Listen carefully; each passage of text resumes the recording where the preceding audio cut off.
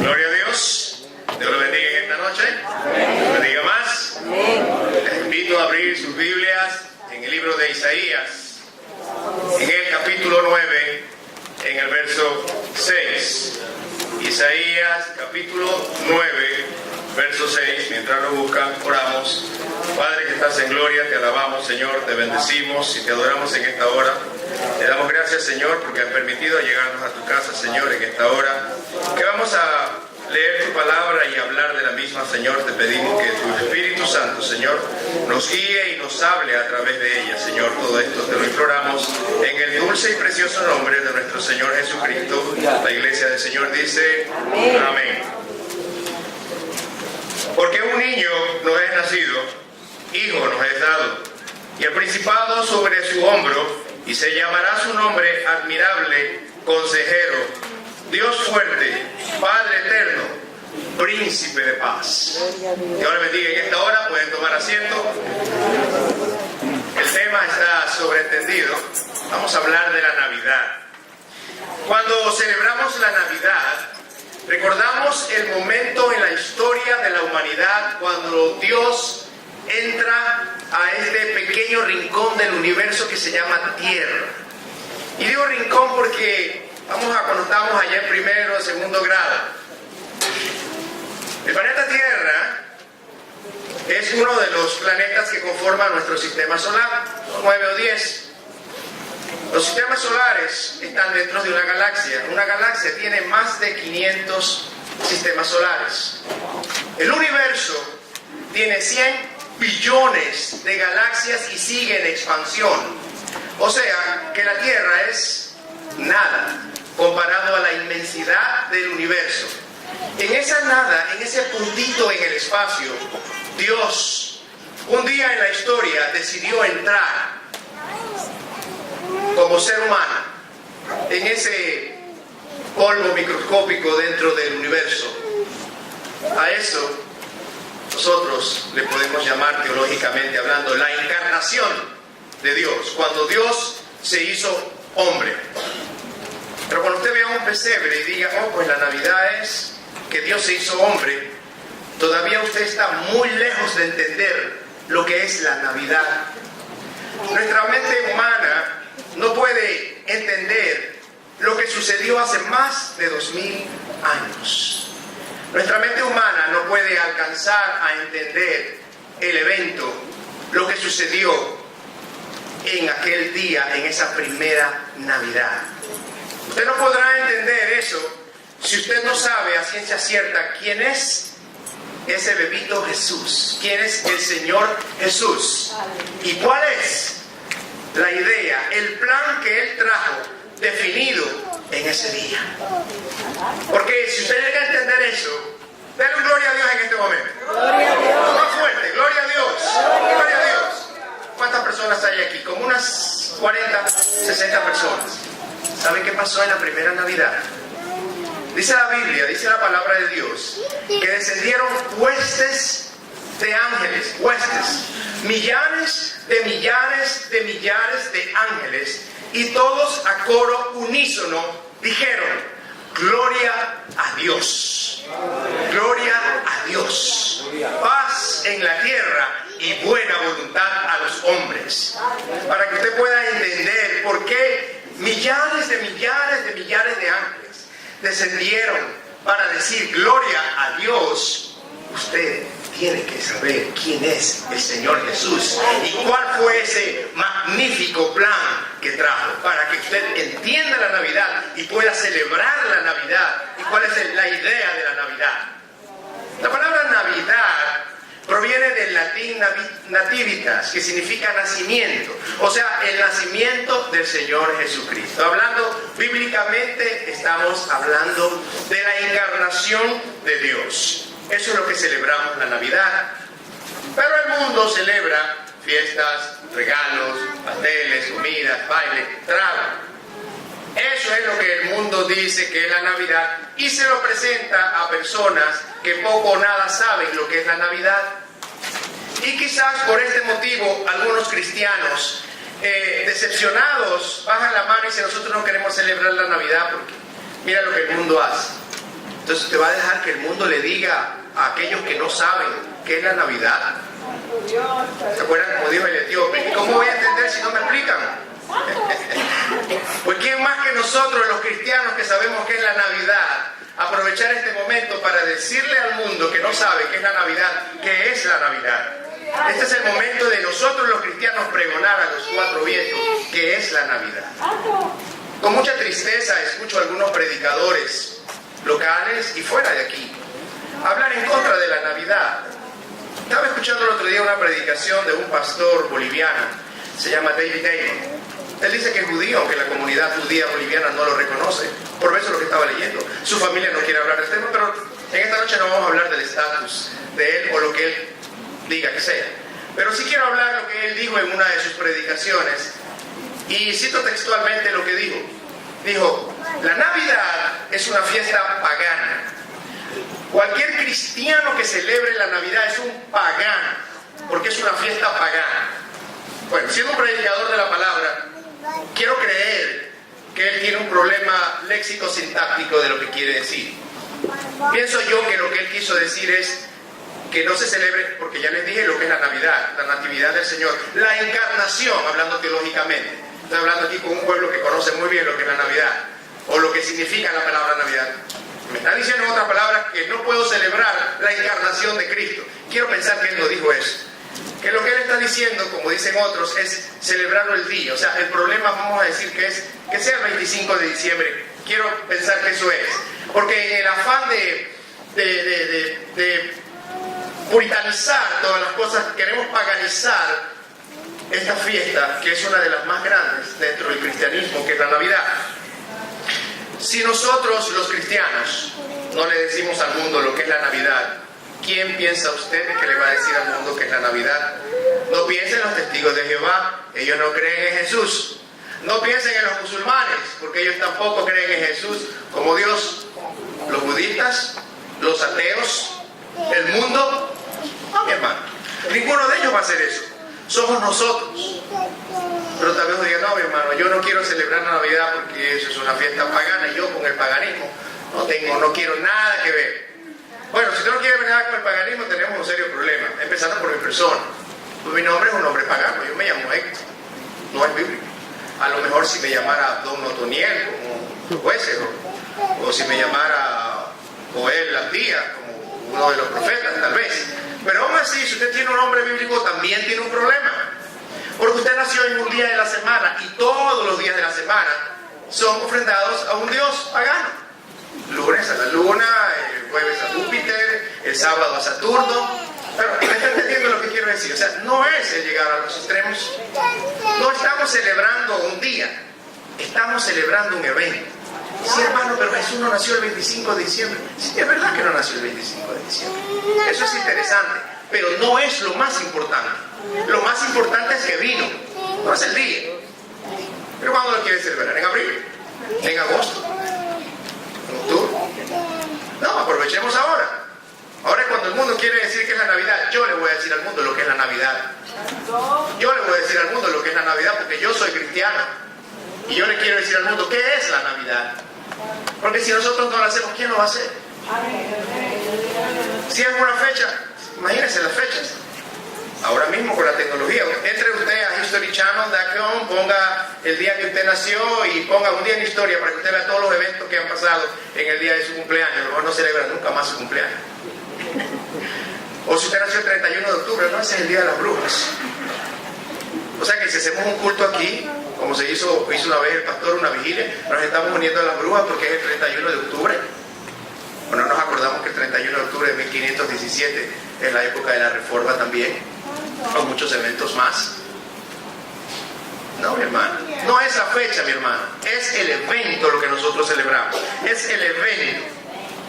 Miren, nosotros simpatizamos mucho con los judíos, de hecho nuestra religión es judeo-cristiana. Algunos simpatizan mucho más todavía, quieren comer como ellos, vestirse como ellos, escribir como ellos, hablar como ellos. Pregunto yo en esta noche, ¿piensan ustedes que los judíos dejarían de celebrar una de sus fiestas porque cae en un día que aparentemente es un día pagano? Vámonos más cerca todavía. Hanukkah empezó ayer este año, hoy es el segundo día. Pero el año pasado empezó el 24 de diciembre. La fiesta dura 8 días. El segundo día de Hanukkah fue el 25 de diciembre. Pregunto, ¿piensan ustedes que los judíos van a dejar de celebrar e ir al templo, ir a la sinagoga, darle gracias a Dios y hacer un culto a Dios? Porque ese es un día que, como dicen algunos, es el cumpleaños de Hércules, es el solsticio, el sol invicto, el no sé qué, por aquí y por allá. ¿Piensan ustedes que ellos van a suspender su fiesta? ¿Por qué ese día es eso? ¿Piensan ustedes que ellos no van a celebrar Hanukkah y darle gracias a Dios por el milagro ocurrido? Seguro que no, mi hermano. Claro que lo van a celebrar. ¿O hay algo de malo en ir al templo a darle gracias a Dios y a celebrar y exaltar su nombre? Seguro que no. Lo están haciendo bien. Y no es lo mismo lo que hacemos nosotros aquí en la iglesia cuando venimos de Navidad. Hacer un culto, a cantarle al Señor, a alabarle al Señor, a predicar la palabra del Señor, a exaltar lo que Él hizo un día. Es lo mismo, mi hermano.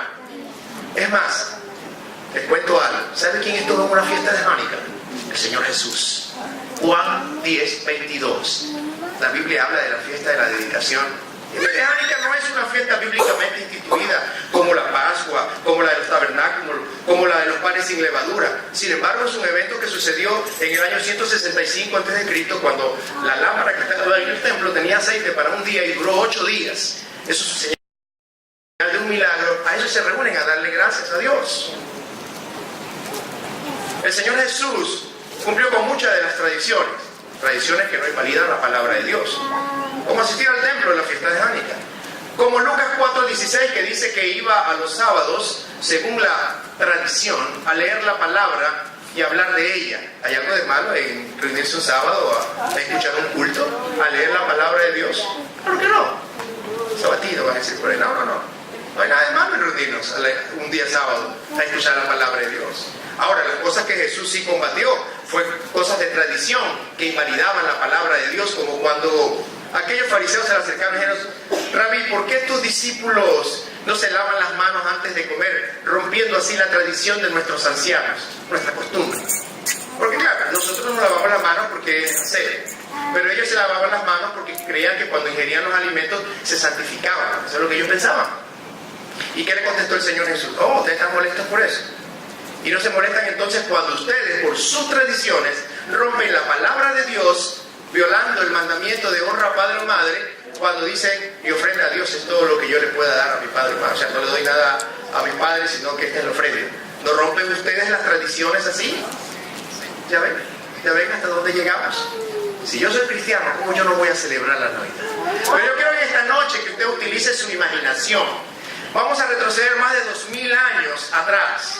Use su mente y piense en una noche de esas así, bien oscura, llena de estrellas como las que hay en el Caribe, en Centroamérica, en Sudamérica, cuando vemos ese cielo estrellado, así, full estrella.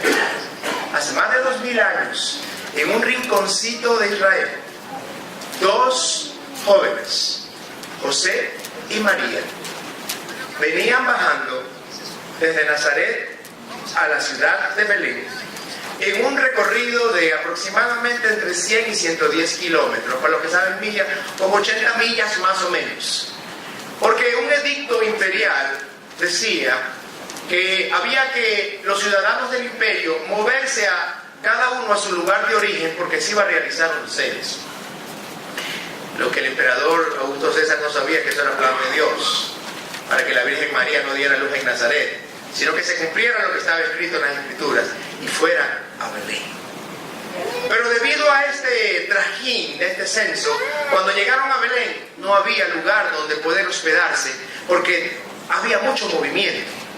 Quién sabe cuántos días les cogió llegar. Parece que ella tenía 9 meses ya de embarazo al llegar, y lo único que encontraron fue un establo de esos rudimentarios que todavía existe en Belén. Son unas cuevas rústicas en ese lugar.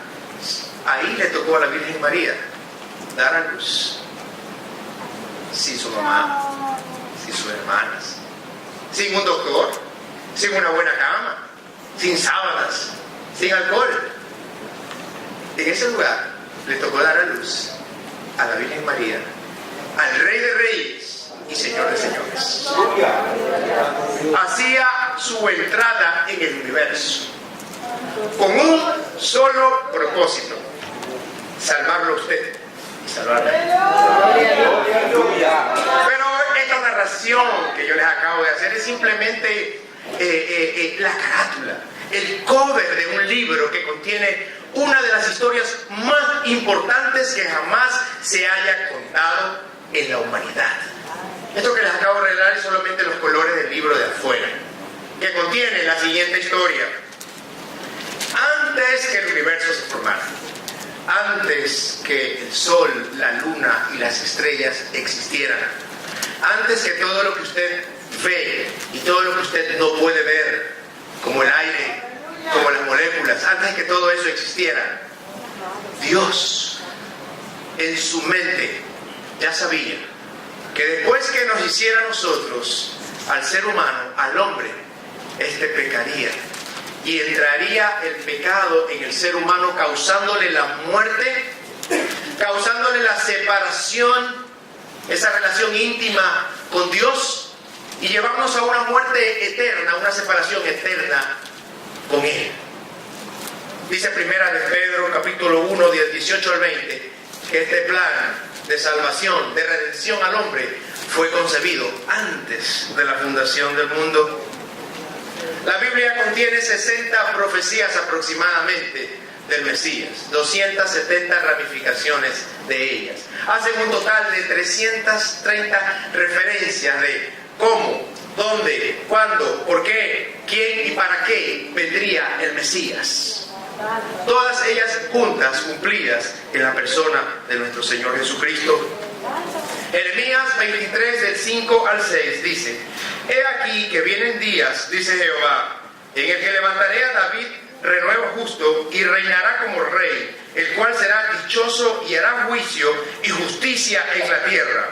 En sus días será salvo Judá, e Israel habitará confiado, y este será su nombre, en el cual le llamarán Jehová, justicia nuestra.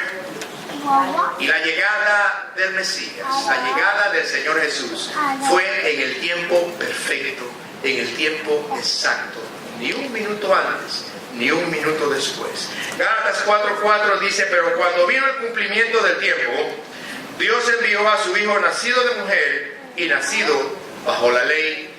El Señor Jesús llegó en el momento preciso, hablando histórica, geográfica, social, religioso y civilmente.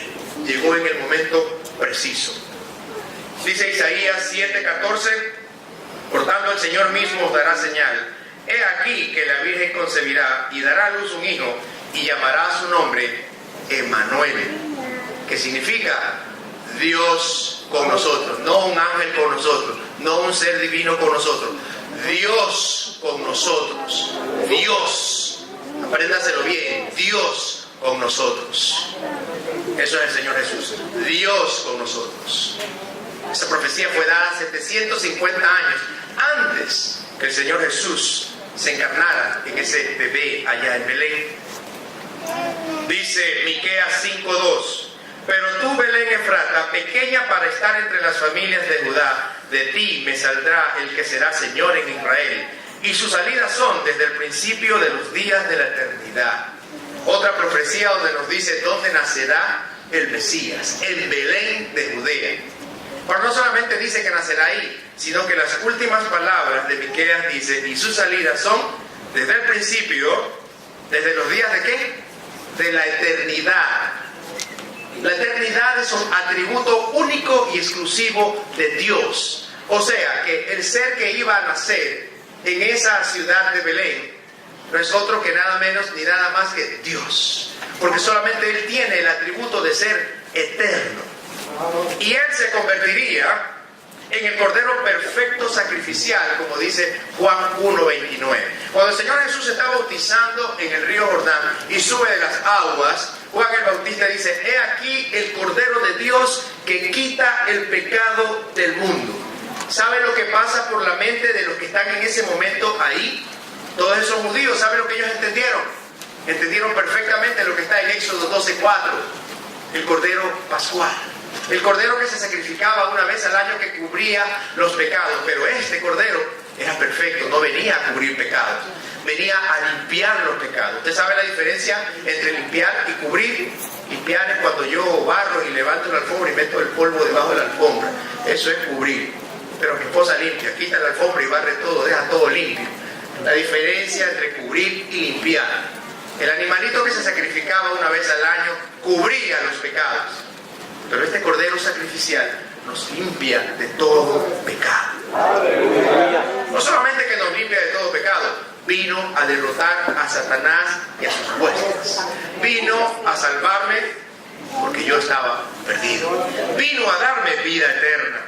¿Cómo no he de celebrar yo la Navidad, mi hermano, si a eso es lo que vino el Señor? ¡Aleluya! ¿Cómo no he de celebrar yo la Navidad con tanta alegría, sabiendo que un día Dios, en este inmenso universo, decidió venir en un rinconcito del universo solo para salvarme a mí, solo para salvarle a usted? Se tomó esa gran molestia de venir y tomar ese diminuto lugar en toda su creación, donde está la firma de Dios, el universo, la grandeza de Él se ve en esa creación inmensa que es el universo. Pero creo que todos los que están aquí saben lo que es la Navidad, y hay un problema con las personas cuando hablamos de un mismo tema muchas veces. ¿Sabe qué problema tenemos?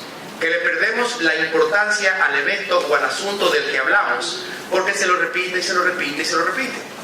Y a veces como que pasamos de largo la importancia. Por eso en esta noche yo quiero avivar la llama de la importancia de lo que es el evento de la Navidad.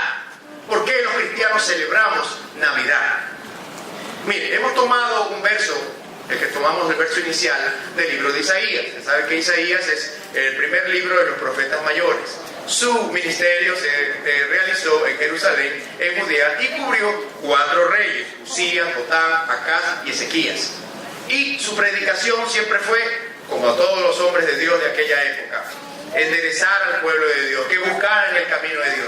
Pero dentro de sus predicaciones, dentro de sus exhortaciones, siempre venía la promesa del David mesiánico, la promesa del Mesías. Así que empieza Isaías en este capítulo 9 que cogimos para arrancar lo que estamos hablando en esta noche, en el verso 6, y dice: porque un niño nos es nacido, hijo nos es dado.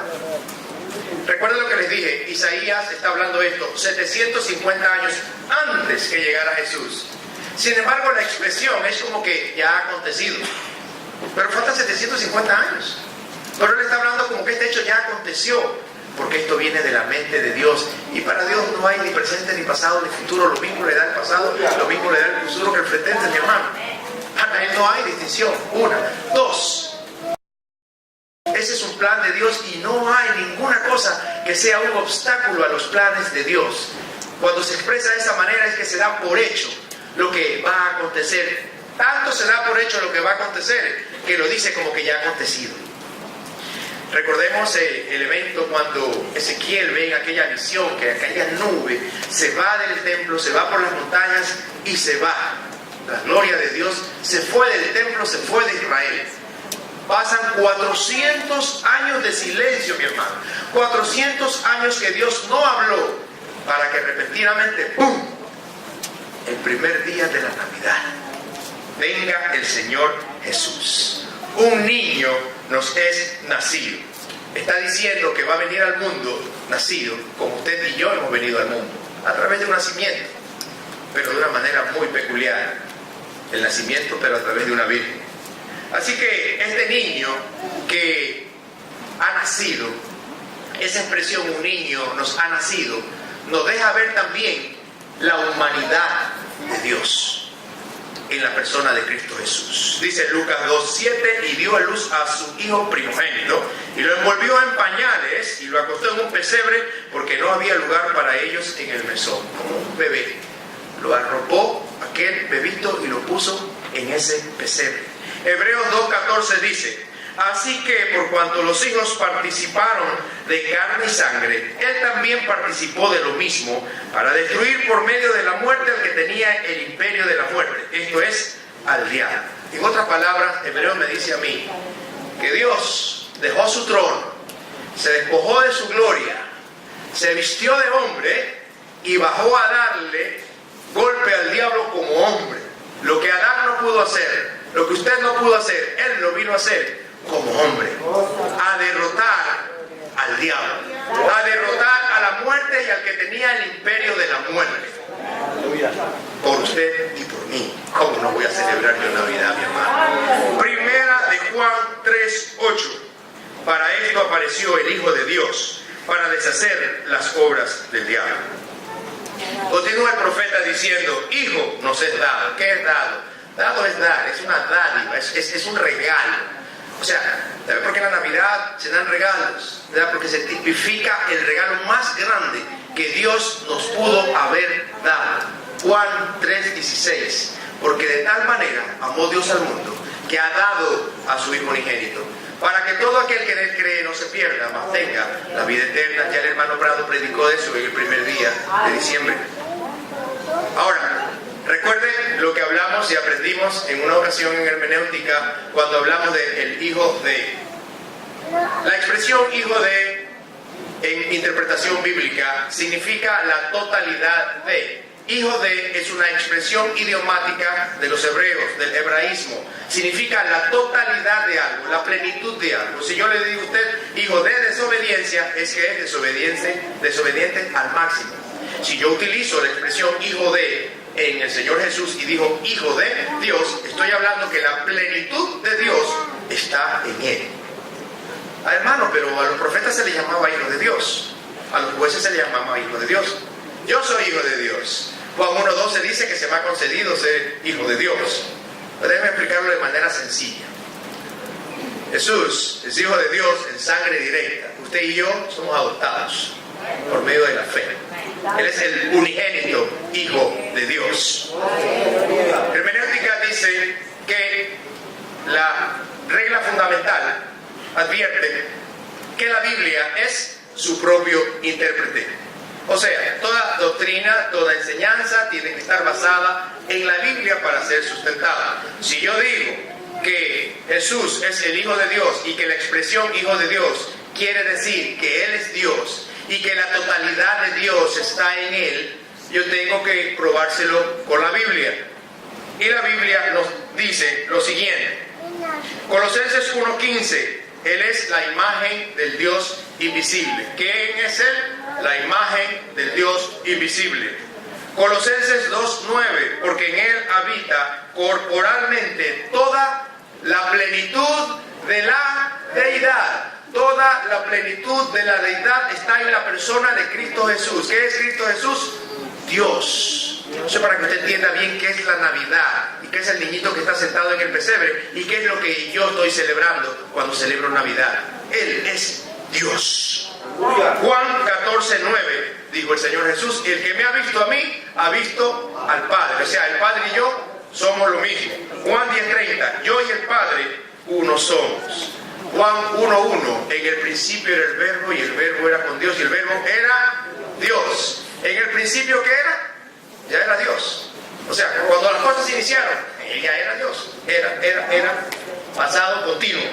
Siempre ha sido Dios. Cuando dice que Él es el unigénito Hijo de Dios en nuestras Biblias en español, la palabra unigénito viene del griego monogenes. Monogenes significa único, uno solo, no hay otro igual. Es único en su especie. Eso significa monogenes en griego, traducido a nuestra palabra es unigénito. Él es único. Entonces, todos estos pasajes que yo acabo de leer, lo que me están diciendo a mí, que el calificativo Hijo de Dios aplicado al Señor Jesús, me dice a mí que hay una filiación única de género entre Padre e Hijo. El Padre y el Hijo son uno en esencia, en naturaleza y en propósito. Así que cuando usted, mi hermano, vea aquella escena del pesebre, aquel niñito en ese pesebre, sépase, mi hermano, que ese es Dios encarnado. Que está en ese pesebre con un propósito exclusivo, vino a este mundo a dar hasta su última gota de sangre para que usted sea salvo. Eso es la Navidad.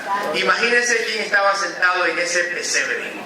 El Rey de Reyes, el Señor de Señores, el Creador del universo, el Creador de todo lo que existe, el Creador de usted, el que lo tiene respirando a usted en esta hora, estaba en ese pesebre. ¿Cómo no voy a celebrar yo la Navidad, mi hermano? Hijo nos es dado. dice este pasaje. Y luego el profeta le da 5 nombres: admirable, consejero, Dios fuerte, príncipe de paz. Vamos a hablar de cada uno de ellos un poquito. Admirable. ¿Quién es admirable? Una persona excepcional es admirable. Alguien sublime es admirable. Alguien sin igual es admirable. La Biblia dice en Jueces 13:18, un pasaje donde está Manoah, el padre de Sansón, y está haciendo una ofrenda, y aquel ser divino que se le presenta y le pregunta: ¿y cuál es tu nombre? Y él le responde: ¿por qué me preguntas cuál es mi nombre? Si mi nombre es admirable. El Señor Jesús. Aquellos que dicen que Jesús no está en el Antiguo Testamento, claro que está. Escudriñenlo. Admirable es Él porque dejó su trono de gloria para venir a este mundo, a nacer en un pesebre y a dar su vida por mí. Por eso es admirable. Admirable porque dejó su gloria. Dejó aquel lugar donde no existe tiempo para venir a esta tierra y sujetarse a un tiempo y esperar 9 meses para poder nacer. Él es admirable porque dejó al Padre y al Espíritu Santo para venir a reunirse con un grupo que luego lo abandonaría, para venir a un pueblo que después lo rechazaría. Dice Juan 1:11: a los suyos vino, mas los suyos no le recibieron. Pedro lo negó, Tomás dudaba, todos los discípulos salieron corriendo. Pero vamos a dejar los discípulos aparte. Y usted y yo, ¿qué hemos hecho con Él? Hemos respondido a lo que Él ha hecho por cada uno de nosotros. Él es admirable porque siendo el Rey de Reyes, dejó todo lo que tenía para venir a este mundo a servir a los necesitados. Por eso es admirable. Es admirable porque cuando trajo su agenda para predicar y enseñar quién es Dios, no lo hizo a la fuerza, no lo hizo doblando los brazos. Más bien, cuando los que escucharon sus predicaciones se resintieron y dieron la vuelta, Él se miró y le dijo a los discípulos: ¿y ustedes se quieren ir también? Pues si quieren ir, váyanse. Y Pedro le dijo: no, Señor, ¿a dónde iremos si solamente tú tienes palabra de vida y de vida eterna? Por eso Él es admirable. Consejero, porque solamente Él tiene consejo de vida y de vida eterna. Consejero, porque solamente Él fue tentado en todo sin pecado, y por eso Él nos entiende y Él nos puede ayudar, porque Él atravesó ya todo esto. Consejero, porque Él puede consolarme en mis vicisitudes y también puede confrontarme en mis errores y en mis pecados. Él es consejero. Él es Dios fuerte, porque Él es Dios encarnado. Es Dios fuerte porque Él es el creador del universo. De todo eso es lo que les hablé hace un momento. De las estrellas, del sol, de la tierra. Mira, estamos sentados aquí y la tierra está girando a 1000 millas por hora. ¿Usted siente algo? Nada. Está girando sobre su propio eje a 1000 millas por hora. Y vamos avanzando alrededor del sol a 65.000 millas por hora. ¿Y usted siente algo? No. ¿Y quién hace todo eso? ¿Solito? Usted me va a decir a mí, es un insulto a mi intelecto, que solito se hace eso, a una constancia. No, Dios hace eso. Usted está respirando en este momento y su cerebro no ordena respirar. ¿Quién le da eso? Dios. Si Él dijera: ya esta gente me cansó porque no me alaba, vamos a dejar de respirar, y hace así. No, pero Él no es hombre, Él no hace eso. Usted respira porque Él quiere que usted respire. Por eso Él es Dios fuerte. Pero ¿sabe dónde Él probó ser Dios fuerte? ¿Dónde probó toda su fuerza? En la cruz del Calvario. Sí. Porque en la cruz del Calvario, ahora como hombre, 100% como hombre, después que lo golpearon, lo latillaron, le dieron con vara, destrozaron su rostro, lo crucificaron. Dice Isaías que su rostro no era humano. Suspendido entre el cielo y la tierra en una cruz, derramó hasta su última gota de sangre para salvarlo a usted y a mí. Pero ahí, en lo más débil de su momento, cuando todos lo abandonaron, cuando todos corrieron, cuando aún Él dijo: Elí, Elí, lama sabactani, aún cuando dijo eso, le dio el golpe más fuerte al diablo, un uppercut, hermano Elí. ¡Pum! Dice Colosenses 2:9, ahí le dio a Satanás y a sus huestes. Los avergonzó ahí en la cruz. En su momento más débil demostró ser Dios fuerte. Ahí en la cruz derrotó al diablo y a sus ejércitos. Y ese bebé del pesebre a los 3 días dejaría la tumba vacía, arrebatándole las llaves a la muerte, para que usted y yo tengamos vida eterna. Padre eterno. Padre eterno, porque Él vino a revelar al Padre como ninguno de los maestros de la ley lo pudo hacer. Él vino a revelar al Padre de una manera tan especial que Él mismo pudo decir: el que me ha visto a mí, ha visto al Padre. Yo y el Padre, uno somos. Padre eterno. Príncipe de paz. Sí, Él es príncipe de paz, porque vino a traer paz, pero una paz que no existía, una paz que ya no había. Vino a reconciliar la paz entre Dios y el hombre. Romanos 5:1 dice: justificados pues por la fe, tenemos paz para con Dios, ¿por medio de quién? De nuestro Señor Jesucristo. Esa dádiva de Dios, ese bebé que nació en ese pesebre allá en Belén, no es nada menos y nada más que Dios. Y usamos la palabra nacimiento solo para decir que vino por un medio natural como usted y yo llegamos, pero Él no se originó en Belén. Ya le dije lo que dicen las Escrituras: Él siempre existió porque es Dios. Pero ¿para qué vino ese bebé? ¿Qué vamos a hacer con el bebé? ¿Qué voy a hacer con ese regalo? ¿Para quién es ese regalo? ¿Para qué es ese regalo? Lucas 2. Le invito a abrir su Biblia en Lucas 2, 25 al 32. Y dice: y he aquí en Jerusalén un hombre llamado Simeón. Y este hombre, justo y piadoso, esperaba la consolación de Israel. Y el Espíritu Santo estaba sobre él. Y le había sido revelado por el Espíritu Santo que no vería la muerte antes que viese al ungido del Señor. Y movido por el Espíritu vino al templo. Y cuando los padres del niño Jesús lo trajeron al templo para hacer por él conforme al rito de la ley, él le tomó en sus brazos y bendijo a Dios diciendo: ahora, Señor, despide a tu siervo en paz conforme a tu palabra, porque han visto mis ojos tu salvación, la cual has preparado en presencia de todos los pueblos, luz para revelación de los gentiles y gloria de tu pueblo Israel. El libro de Lucas, la porción que yo he leído, aunque todo el capítulo habla del nacimiento de Cristo Jesús, Lucas empieza este capítulo 2 primero hablándonos cuándo vino el Señor Jesús. Porque algunos todavía usted se encontrará que dicen: pero yo no sé si Jesús es un personaje histórico o no. Tal vez algo que ustedes inventaron los cristianos. Bueno, Lucas empieza en los primeros versículos del capítulo que yo acabo de leer diciendo que el Señor Jesús llegó en el tiempo que Augusto César era un emperador de Roma. Ese sí lo conocen, ¿verdad? Augusto César sí.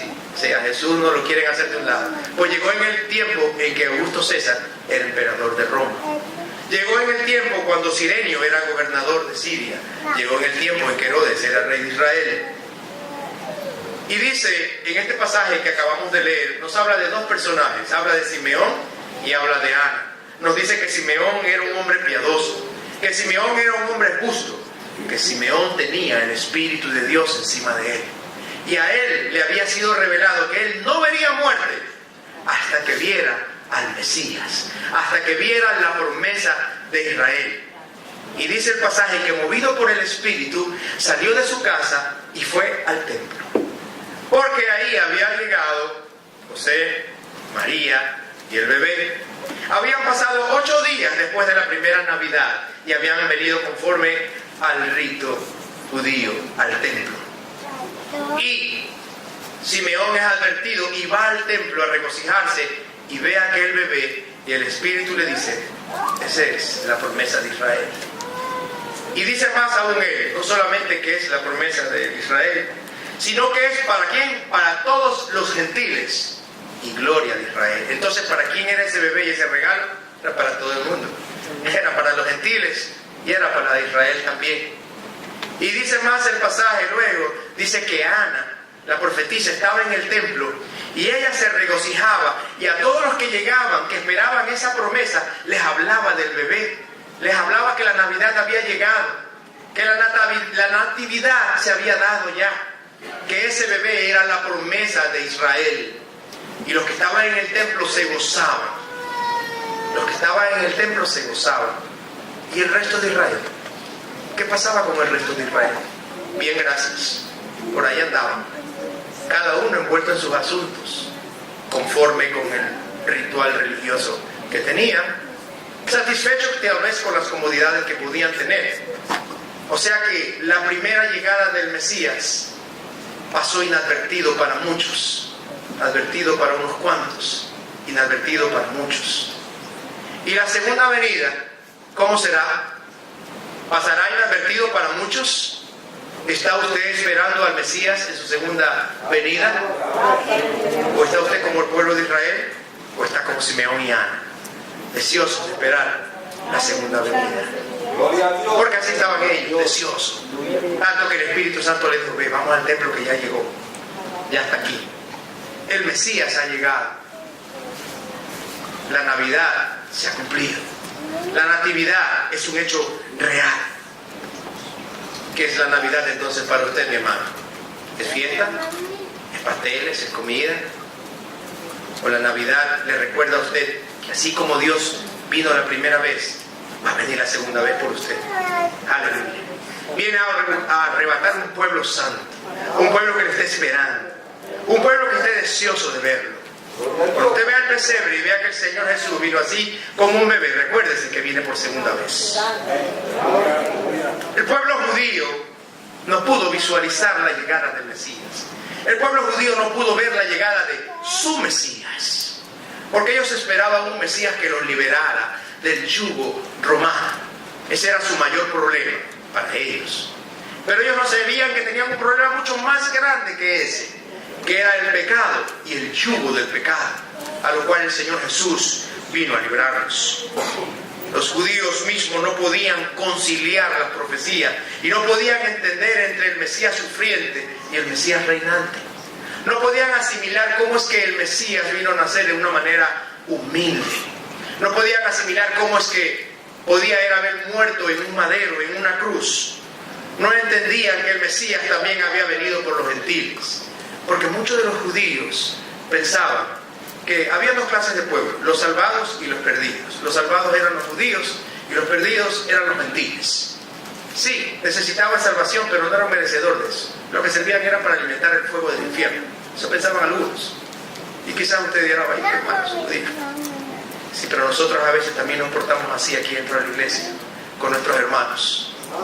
Porque en vez de amarnos los unos a los otros, nos mordemos los unos a los otros. Nos empujamos. Caer en el hoyo y mejor darle un puntapié. Están pasando por un momento crucial y en vez de orar, vamos y le contamos: oye, fulanito, no sabes lo que le ha sucedido a fulano. No le vas a decir a nadie, pero bla, bla, bla, bla, bla, bla, bla, bla. No es así, mi hermano. Dice la Biblia que los más espirituales oren por los menos espirituales. Que le ayudemos a avanzar al cielo.